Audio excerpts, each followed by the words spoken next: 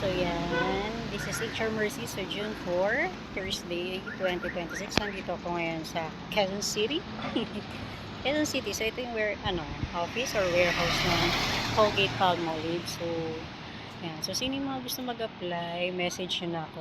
Kailangan namin ng motorized salesman. So yun po yung mga kayang mag-drive ng manual. So fiberglass naman daw yung gamit. So yan kailangan namin yan.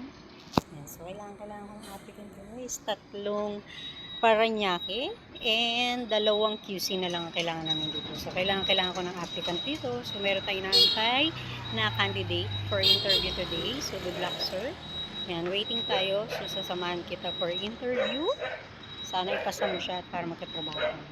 Yan. So, thank you. So, sa lahat ng mga gusto mag-apply, kailangan may experience po na dati kayong salesman, sales agent, at willing po na magbenta ng product. Sanay po sa buong area ng Quezon City, buong area ng Paranaque. So, kailangan ko ng gano'n. Yung willing po at merong driver's license. So, sa lahat ng mga lalaki dyan na mga gusto magkaroon ng trabaho, 705 minimum. 705 per day with incentive. So, thank you so much. So, this is HR Mercy. So, thank you. Bye-bye.